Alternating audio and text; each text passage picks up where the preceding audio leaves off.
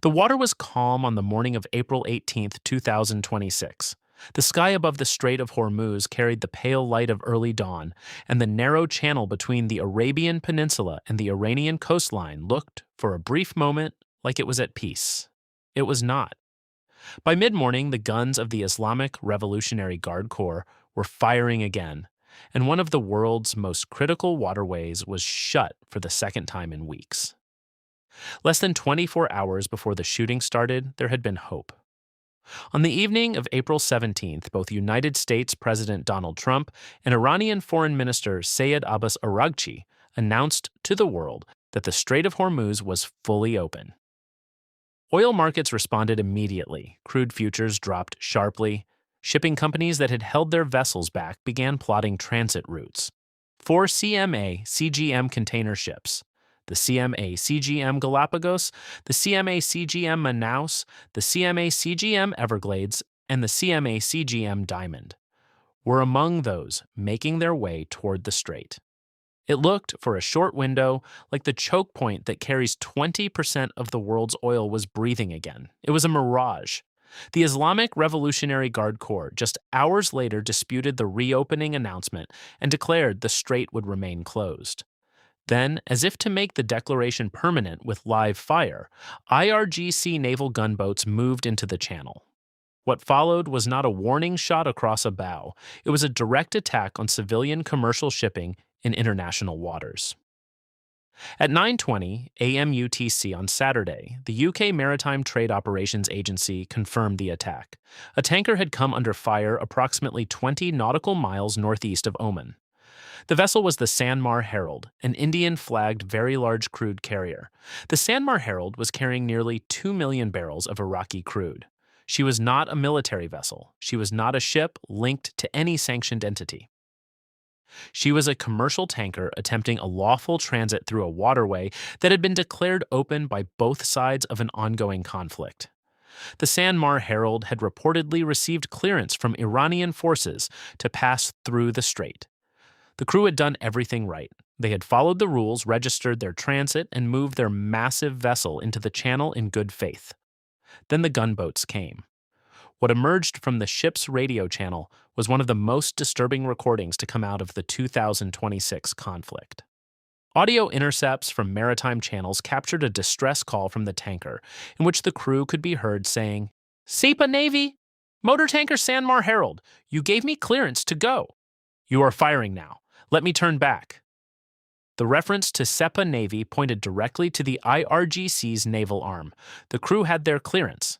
The clearance meant nothing. The UK MTO confirmed the details in its alert. The master of a tanker reports being approached by 2 IRGC gunboats, no VHF challenge, that then fired upon the tanker. There was no radio warning, no challenge over the VHF maritime channel, no final instruction to stop or turn around. The gunboats simply approached and opened fire. The tanker and crew were reported safe following the attack. There were no casualties, and no environmental damage was declared, but the Sanmar Herald turned back. The ship, carrying nearly 2 million barrels of Iraqi crude, reversed course and retreated westward into the Persian Gulf. She was not alone in her retreat. All 4 CMA CGM container ships that had been attempting to transit turned around and headed back into the Arabian Gulf. The brief morning push through the strait collapsed almost immediately after the shooting started. Then came the second attack. A container ship was hit by an unknown projectile approximately 25 nautical miles northeast of Oman. The vessel was later confirmed by the French shipping company CMA CGM as the CMA CGM Everglade. The International Maritime Organization confirmed the French-flagged container ship was damaged north of Qamzar, Oman, with no pollution or injuries reported.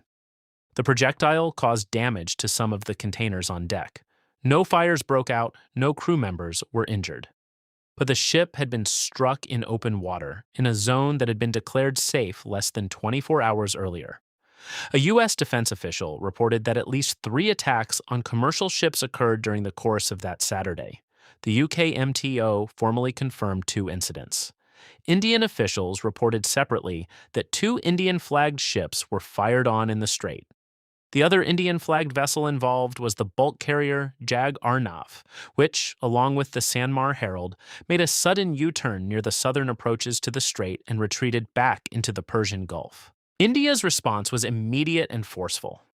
India summoned the ambassador of Iran. The Ministry of External Affairs called in Iranian Ambassador Mohammad Fathali for a meeting with Foreign Secretary Vikram Misri, conveying deep concern over the incident and stressing the importance India attaches to the safety of merchant shipping and seafarers. It was a direct diplomatic consequence of an attack that had been carried out on ships flying the Indian flag, ships crewed by Indian sailors, ships that had done nothing more than attempt a lawful passage through international waters. The Iranian military's justification for the closure and the attacks was blunt. The IRGC said in a statement cited by Iranian media that the ongoing U.S. blockade of Iranian ports represented acts of piracy and maritime theft, and that the Strait of Hormuz was under the strict management and control of the armed forces. An Iranian military official stated that as long as the United States did not agree to the complete freedom of navigation for vessels, the situation in the Strait of Hormuz would remain tightly controlled and in its previous state. Tehran had drawn a direct line between Washington's blockade of Iranian ports and its own blockade of the world's most important oil corridor. The confrontation between these two blockades was now reaching civilian shipping caught in the middle. President Donald Trump warned Iran not to blackmail the U.S. with its closing of the Strait of Hormuz, saying that Iran got a little cute with the United States. Though he struck a positive tone when talking to reporters, noting the potential for a second round of talks. Trump later said on Truth Social that many of the attacks were aimed at a French ship and a freighter from the United Kingdom, calling the incident a total violation of the U.S.-Iran ceasefire agreement. The cruise ship Mein Schiff 4 was also caught in the chaos. The Mein Schiff 4 reported a nearby splash while off Oman, and the ship's master said that the IRGC threatened to fire at and destroy the ship via VHF radio. A cruise liner carrying civilian passengers had received a direct threat from a military force operating inside an active conflict zone. Tracking data from windward showed that 35 vessels transited the Strait of Hormuz on April 18th, with 12 of 27 outbound crossings routing via the southern corridor below Larak Island, a sharp deviation from the default northern pattern. Ships were trying to go around the gunfire. Some were sailing dark, turning off their AIS transponders in an attempt to move without being tracked.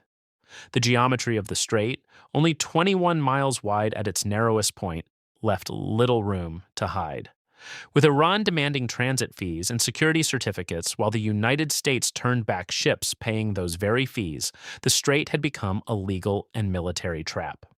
Commercial vessels were being squeezed from both sides by two sovereign powers, each declaring itself the lawful authority over a body of water that the international community regarded as a critical global commons. Egyptian Foreign Minister Badr Abdelatty said that Egypt and Pakistan were working very hard as mediators to bring about a final agreement between the United States and Iran, noting that not only countries in the region, but the whole world was suffering from the continuation of the war. Pakistani mediators were reportedly working to arrange a second round of direct talks before the current ceasefire expired on April 22nd. The window for diplomacy was narrow, and it was shrinking. By the end of April 18th, the Strait of Hormuz was closed. The CMA CGM Everglade sat north of Qumzar with projectile damage to her cargo. The Sanmar Herald and her 2 million barrels of Iraqi crude had turned back into the Persian Gulf. The guns of the IRGC had spoken louder than any joint announcement made the evening before, and the oil that the world depended on remained locked inside a contested body of water, guarded on both ends by the armed forces of the two most powerful nations in the conflict, with no civilian vessel certain of safe passage in either direction.